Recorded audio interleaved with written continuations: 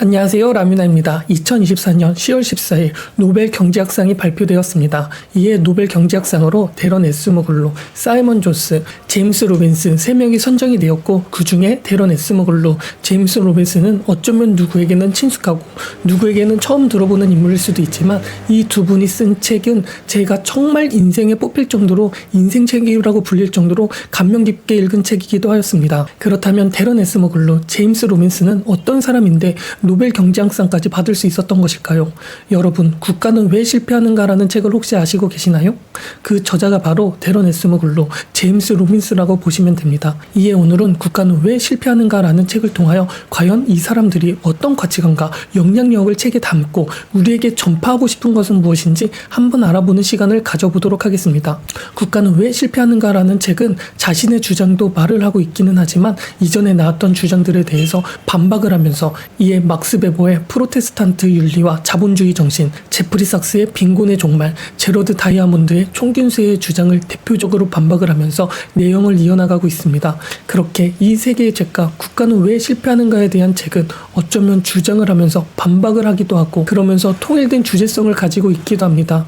통일된 주제성, 그것은 바로 어떤 국가는 왜 부유한지, 어떤 국가는 왜 빈곤한지, 왜 어떤 문명이 어떤 문명을 침략하고 정복하였는가라고 할 수도 있습니다. 그렇게 이 책은 인문학 책이기도 경제학 책이기도 한 다양한 견해와 시야를 줄 수 있는 책으로 보시면 좋답니다. 국가는 왜 실패하는가의 내용은 위에 말한 세 가지의 책을 반론하면서 국가 간의 격차에 대한 견해를 풀어나가고 있습니다.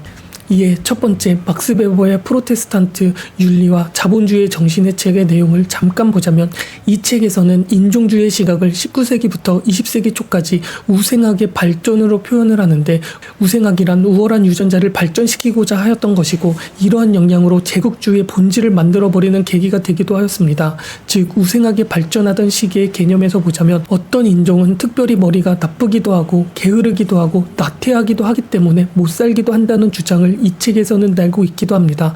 또한 문화적인 우월성의 차이가 국가의 견해를 만든다고도 하면서, 서구에서의 자본주의 그리고 경제적인 발전은 칼뱅주의가 녹아있기 때문에 기독교의 정신 덕분이라고 표현을 하기도 합니다. 즉, 신에게 구원을 받기 위해서 우리는 속세에서 열심히 살고 있기 때문에 그것은 결국 경제활동을 활발하게 할 수 있었다는 주장을 내기도 하죠.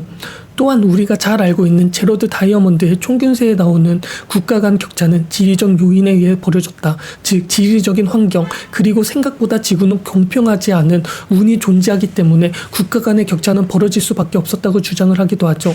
이 운은 바로 지리적인 특성, 지리적인 위치를 말하는 거지 진짜 운을 말하는 것은 아닙니다. 그리고 제프리 삭스의 빈곤의 종말의 경우 국제적인 빈곤의 격차가 나타나기 시작한 것은 1820년 전후로 나타나기 시작하였고, 산업혁명의 발전의 기술을 누릴 수 있었는지 누리지 못하였는지가 빈부격차의 기본이 되었다고 강조를 하기도 하죠. 또한 제프리 삭스는 풍부한 토지, 기후, 해상교역 등의 지리적 요인을 상당히 많이 강조하고 있기도 하죠. 이것은 어쩌면 총균세와 비슷한 견해를 가지고 있기도 합니다. 이러한 책들을 반박하는 게 바로 국가는 왜 실패하느냐입니다. 국가는 왜 실패하느냐는 제도라는 것을 통하여 반박을 펼치게 됩니다. 즉, 경제적 제도와 정치적 제도에 따라서 그 나라가 경제적으로 성장할 수 있는지 빈곤해질 수밖에 없는지를 결정하게 되며, 또 이 제도가 포용적인 제도인지 착취적인 제도인지에 따라 국가가 경제가 발전할 수 있다고 주장을 하기도 합니다. 더 디테일하게 말을 하면, 국가는 왜 실패하는가라는 책을 통해서는 세계가 불평등을 겪고 있는 이유는 국가가 채택하고 있는 제도가 빈부의 결정 요소를 정하고 있으며, 즉 사유주의를 보장하고 법치주의를 유지하며 직업 선택의 자유를 보장하는 포용적 제도가 선진국으로 가는 열쇠이며, 이러한 제도가 국가의 발전과 성장에 긍정적인 영향을 미치는 반면, 착취적 제도는 이러한 원칙을 따르고 있지 않기 때문에 개인의 권리를 제한하거나 이익을 착취하는 제도로 국가의 빈부격차와 불평등을 증대시킨다고 말하고 있습니다.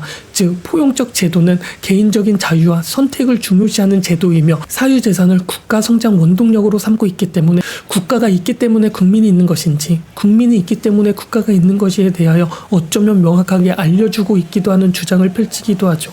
또 이 책에서는 한국과 북한을 예시로 드는데 이 둘 다 분단되기 전까지만 해도 같은 민족이었고 같은 언어를 쓰고 같은 역사를 오랫동안 공유한 민족이며 지리적으로 봤을 때에도 굉장히 불리한 위치야 작은 영토를 가지고 있는, 어떻게 보면 한국과 북한은 거의 조건이 동일한 상황임에도 불구하고 정치 제도와 경제 제도가 달랐다는 이유로 한국과 북한은 많은 경제적 성장의 차이가 났다고 표현을 하고 있기도 합니다. 즉 한국과 북한의 사례만 가지고도 지리적으로 분리하면 불리해질 수밖에 없나?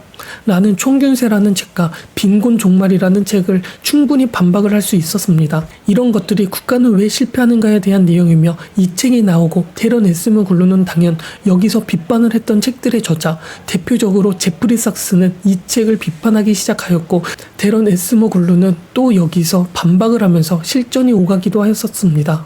이 실전에서 테런 에스무글루는 하나하나 디테일하게 반박을 하며 또는 거칠게 반박을 하기도 하였죠. 이렇게 설전이 오가면서 제프리 삭스는 중국은 이러면서 테런 에스무글루의 주장하고는 다른데? 라고 말하기도 합니다. 중국은 분명 제도가 착시적인 제도임에도 불구하고 눈부신 성장을 한 날은 분명했으니까 말이죠.